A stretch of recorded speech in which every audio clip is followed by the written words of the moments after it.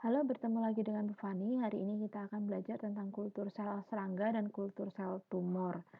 Nah, yang pertama nanti akan kita bahas adalah tentang kultur sel serangga. Sebelumnya kita akan lihat sejarahnya dulu. Jadi kultur sel serangga itu mulai dilakukan pada tahun 1915 secara in vitro ya dengan silk moth atau ulat sutra.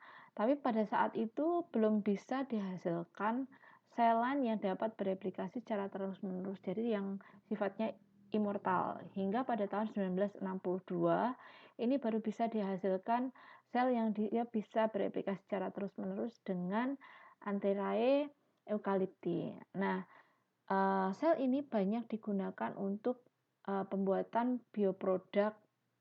Contohnya adalah protein rekombinan dengan menggunakan bakulovirusnya sebagai vektor. Nah, ini adalah skema. Jadi saya jelaskan dulu skema pembuatan protein rekombinan. Jadi kalau kita misalnya ingin menghasilkan suatu protein tertentu, itu bisa menggunakan cara ini. Jadi ini adalah vektor. Vektor sendiri di sini sebenarnya bisa macam-macam, bisa dari virus, bisa juga dari bakteri atau lain sebagainya. Kemudian kalau untuk protein rekombinan ini paling banyak digunakan adalah bakulovirus atau paling umum digunakan. Kemudian ini adalah DNA donor, di mana DNA donor ini nanti akan kita ambil sequence gennya saja. Jadi satu bagian dari gen yang dia dapat menghasilkan protein yang kita inginkan. Misalnya di sini adalah protein X. Jadi ini kita potong, kita ambil gen of interest-nya. Lalu di sini vektornya ini kita potong juga dengan enzim restriksi satu sequence atau satu fragmen bagian di mana nanti pada bagian ini akan kita insersikan gen of interest. Kemudian kita sambung dengan enzim ligase. Jadi nanti akan dihasilkan molekul DNA rekombinan seperti ini. Nah, agar bisa menghasilkan protein, maka molekul DNA rekombinan ini harus tumbuh dalam satu sel host. Sel host di sini yang digunakan adalah sel host serangga, jadi sel serangga. Nah, ketika diinsersikan, maka di dalam sel host ini atau sel kultur sel serangga ini protein ini dapat diekspresikan. Selanjutnya protein ini diambil, diisolasi, kemudian dipurifikasi sehingga nantinya bisa dihasilkan protein rekombinan. Nah, ini ada beberapa macam sel line yang umumnya digunakan dalam kultur in vitro. Itu ada SF9 atau SF9, SF21 atau SF21, SF2, kemudian Hi5. Nah, untuk SF9 dan SF21 ini sama-sama dari Spodoptera frugiperda. Jadi ini dari ulat grayak. Hanya saja nanti bentuk dari selnya ini sedikit berbeda. Jadi kalau SF9 itu dia bentuknya sebenarnya sama-sama sferik atau bulat. Hanya saja ukurannya nanti dia ukurannya seragam untuk SF9. Sedangkan untuk SF21 itu bentuknya sferik juga atau bulat juga, namun ukurannya itu bermacam-macam. Jadi ada yang kecil, ada yang besar. Kemudian SF2 ini dari Drosophila melanogaster atau lalat buah. Hi5 itu dari Trichoplusiani atau dari ngengat. Ya, kalau SF2 ini mungkin tidak banyak kita bahas hari ini karena yang paling sering dari keempatnya ini sebenarnya SF9, SF21, kemudian Hi5. Oke. Nah, ini adalah sedikit gambaran perbedaan dari SF9, SF21, kemudian Hi5. Dilihat dari doubling time-nya, kalau SF9 dan SF21 karena sama-sama dari Spodoptera frugiperda sehingga doubling time-nya pun sama, 24 sampai 30 jam. Sedangkan kalau Hi5 itu dia maksimal 24 jam, jadi sekitar 18 sampai 24 jam. Sedangkan kalau cell appearance-nya, nah ini kalau SF9 itu spheric with some granular appearance. Dengan size-nya itu reguler ya, jadi sama ukuran size-nya, ukurannya. Kemudian kalau yang SF21 ini spheric juga, ini size-nya berbeda, jadi ukurannya bermacam-macam.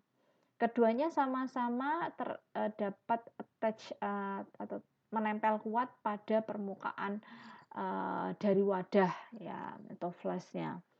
Kemudian Hi5 ini bentuknya spheric.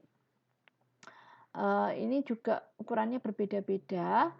Hanya saja ini dia loose attachment to surface. Jadi dia tidak bisa atau ter-attach atau menempel secara kuat pada permukaan wadah. Nah, ini ngengat ya. Jadi ini yang tadi sebenarnya ini adalah apa namanya? Gambaran aja sih yang Hi5 ya. Jadi yang ngengat. Mulai dari sebenarnya dari telur kemudian menetas jadi ulat, ulat nanti jadi pupa dulu, kemudian bukan menetas ya. Setelah jadi pupa nanti menjadi ngengat muda seperti ini, kemudian menjadi ngengat dewasa atau imago ya, ini menjelang dewasa ya, imago, kemudian baru menjadi ngengat dewasa. Nah, ini sel dari ngengat inilah yang nanti juga akan menghasilkan Hi5 cell. Nah, ini karakteristik dari sel SF9 dan SF21. Jadi yang saya beri warna kuning ini yang ciri khas yang penting ya. Jadi grow well in monolayer and suspension culture. Dia dapat tumbuh dengan baik pada kultur monolayer maupun suspensi. Kemudian dia bisa beradaptasi ya, mudah beradaptasi dengan serum free medium. Jadi medium tanpa serum. Nah, karena SF9 ini ya dia merupakan isolatnya dari SF21, jadi sama ya artinya sama-sama dari Spodoptera frugiperda. Ini keduanya suitable untuk transveksi, kemudian purifikasi plak, formation plak, kemudian yang paling penting adalah keduanya ini paling umum digunakan dalam pembuatan protein rekombinan. Nah, memang kalau pada pemula itu atau yang pada orang yang baru pertama kali melakukan kultur sel serangga dan memproduksi protein rekombinan dengan vektornya baculovirus, itu paling mudah adalah menggunakan SF9 cell. Ya, jadi ini lebih mudah untuk maintenance-nya dibandingkan yang SF21. Tapi memang SF21 nantinya akan menghasilkan, kalau misalnya mau digunakan untuk produksi, SF21 itu dapat menghasilkan protein lebih banyak daripada SF9. Jadi nanti ya disesuaikan saja dengan kebutuhannya. Misalnya dia masih baru pertama kali mencoba, mungkin untuk awalan bisa untuk menggunakan kulturnya SF9 cell ya. Tapi kalau misalnya dia sudah terbiasa, nanti bisa untuk produksi proteinnya menggunakan SF21. Nah, ini karakteristik dari yang Hi5TM cell ya. Jadi doubling time-nya ini kurang dari 24 jam, maksimal adalah 24 jam. Dan berbeda dengan yang tadi SF9 atau SF21. Jadi untuk Hi5 ini dia dapat tumbuh dengan baik pada kultur adheren. Ya, hanya saja nanti dia dapat menghasilkan monolayer yang bentuknya itu irregular. Ya, jadi dia menyebabkan plaknya itu sulit untuk teridentifikasi sebenarnya ya, karena bentuknya tidak beraturan. Nah, tapi dia bisa juga kita kultur dalam medium suspensi, jadi dia dapat beradaptasi juga di kultur suspensi dan juga di serum free medium. Nah, dari ketiganya tadi SF9, SF21 dan juga Hi5TM memang paling protein paling tinggi itu dapat dihasilkan jika kita mengkultur atau membuat protein rekombinan dengan menggunakan Hi5 TM cell. Jadi bisa 5 sampai 10 kali lebih besar ya protein yang dihasilkan dari SF9 cell. Oke, ini fungsi utamanya untuk expressing rekombinan protein, tapi juga bisa digunakan juga untuk transfection dan juga purifikasi dari plak. Oke, ini adalah medium yang umum digunakan pada kultur serangga. Jadi kalau SF9 cells itu ini untuk serum supplemented mediumnya ya, yang ini serum free medium. Yang SF9 cell menggunakan grass insect medium yang supplemented, SF21 juga, Hi5 juga. Nah, kalau serum free mediumnya itu nanti yang akan berbeda. Ya, SF9-nya ini baik SF9 maupun SF21 sama-sama ya bisa menggunakan SF900TM2 SFM atau yang 3SFM, tapi kalau yang Hi5-nya pakai Express 5TM SFM. Selanjutnya adalah metode kultur sel serangga secara adheren. Jadi ini kultur adherennya. Yang perlu diingat adalah kalau fase pada adherent culture itu harus pada fase mid log, ya pertengahan dari log phase-nya. Nah, ini ketika selnya itu mencapai konfluensi hampir 90% ya atau mendekati 90%. Nah, ini harus dipasase dengan seeding density antara 2 kali 10 pangkat 4 sampai 5 kali 10 pangkat 4 sel per centimeter persegi. Jadi misalnya kalau di sini contohnya cell seeding density for a T75 flash. Jadi ini pakai flash yang ukurannya T75 itu kisarannya, jadi dia densitas dari selnya yang bisa tertampung di sini paling bagus itu 1,5 kali 10 pangkat 6 sampai 3,75 kali 10 pangkat 6 viable cells per flash. Jadi ini dalam satu flash itu dia ada sekian banyak sel depending on seeding density used. Jadi nanti tergantung ya dari seeding density-nya. Nah, volume of medium per flash itu should be mencapai sekitar 12 mili. Jadi kalau misalnya ya kita hitung kalau 1,5 kali 10 pangkat 6 berarti kan itu sekitar 1.500.000 sel per flash. Yaitu dalam 12 mili. Kalau misalnya nih biasanya pasase pada adheren kultur adheren untuk sel serangga itu 1:5. Jadi kalau dalam 12 mili itu bisa kita ambil 2 mili dari wadah awal, kemudian kita tambahkan 10 mili dari 10 mili medium yang baru. Jadi 2:10 kan berarti 1:5 dengan totalnya adalah volumenya adalah 12 mili. Nah, dalam kalau tadi 1,5 juta ini dalam 12 mili, kalau kita ambil 2 mili saja berarti kan konsentrasi sel di situ ada 250 mili. 250.000 sel, 250.000 sel per 2 mili. Nah, kalau dalam 2 mili itu kemudian kita tambahkan 10 mili medium baru sehingga volume totalnya adalah 12 mili, maka konsentrasi sel di situ adalah sekitar 2,083 kali 10 pangkat 4 ya. Jadi masih masuk rentang ini. Jadi nanti cara menghitungnya seperti itu. Itu ya. Oke. Kemudian untuk kultur sel suspensi, jadi kalau sama sebenarnya bahwa sel itu kultur sel itu boleh dipasase ketika pada fase pertengahan fase log phase-nya.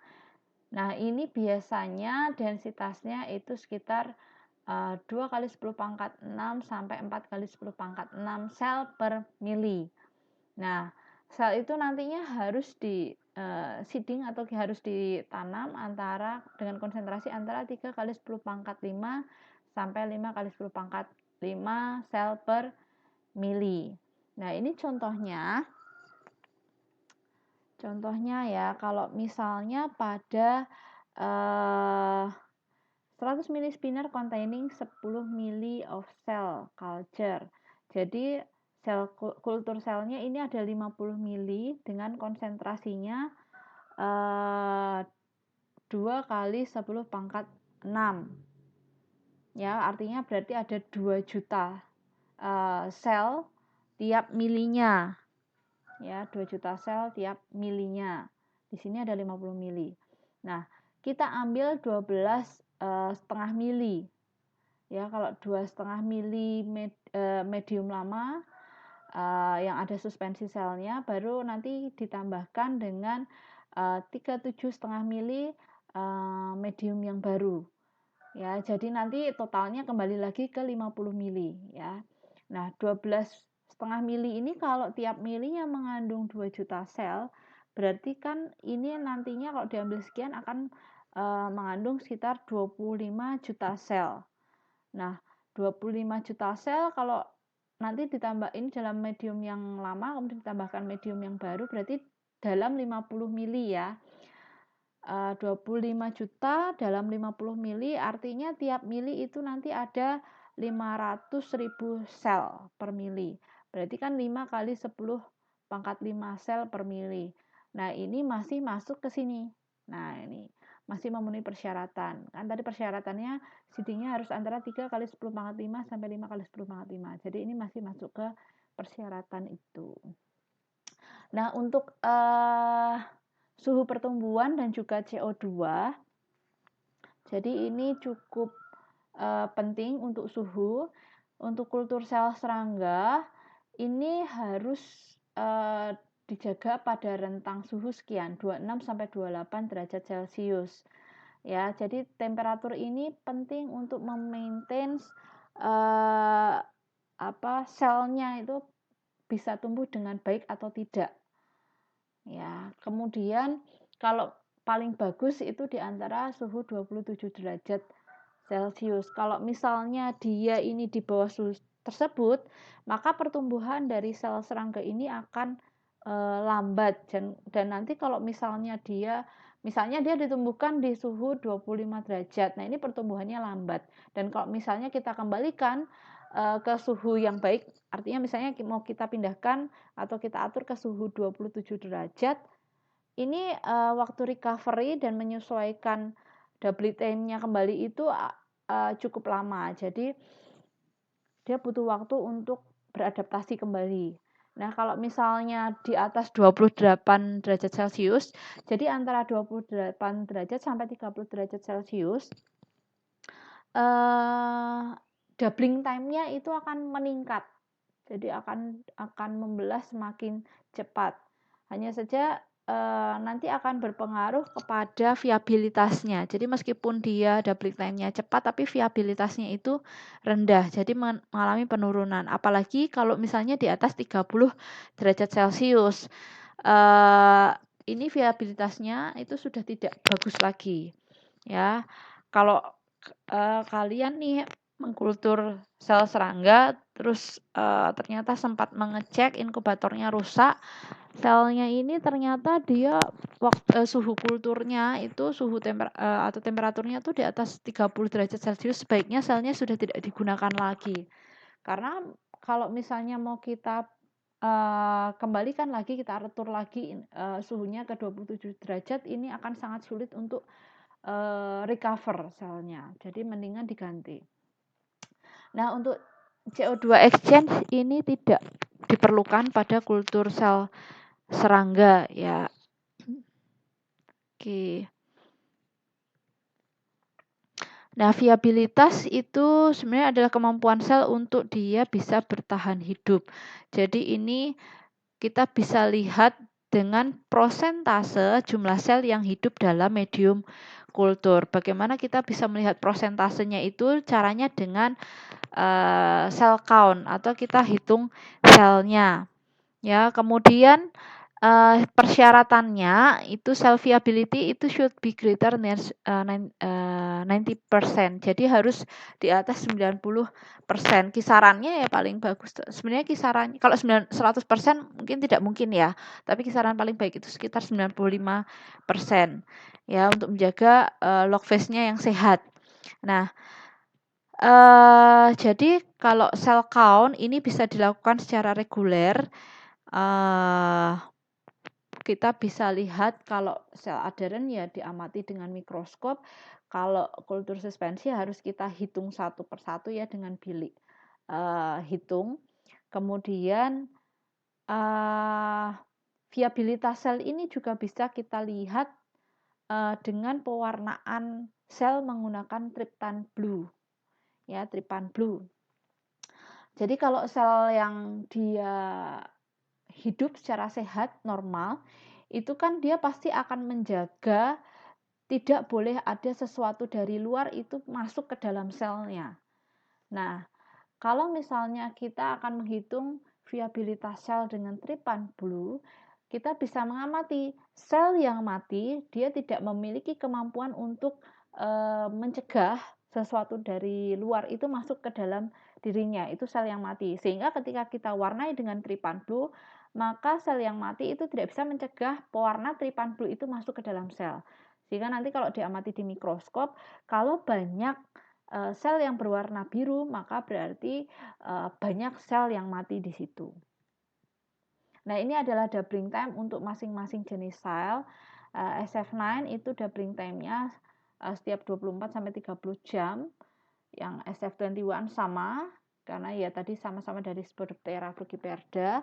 High five cell itu antara 18-24 jam. Nah, ini adalah perbedaan atau perbandingan antara kultur sel serangga dengan mamalia. Kalau sel serangga itu kenapa paling banyak digunakan dalam pembuatan protein rekombinan? Karena maintenance-nya itu cukup mudah.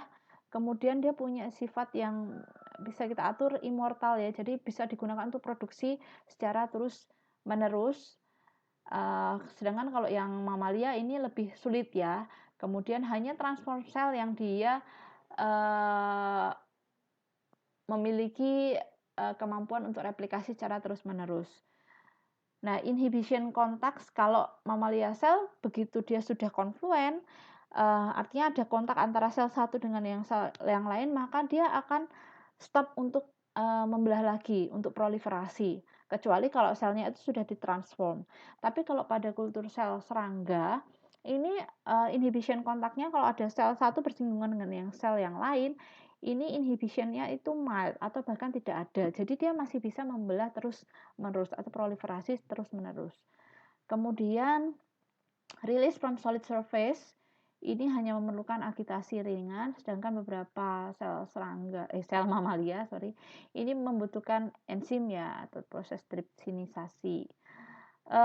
Sensibilitas terhadap perubahan pH, kemudian dissolved oksigen, temperatur, osmolality itu relatif rendah pada kultur sel serangga, kalau pada mamalia tinggi. Kemudian inoculum concentration dependency to grow, ini keduanya butuh penyesuaian, juga aseptic manipulation sama ya, tetap membutuhkan. Oke, jadi itu untuk kultur sel serangga. Selanjutnya setelah ini akan kita bahas tentang kultur sel tumor di part selanjutnya.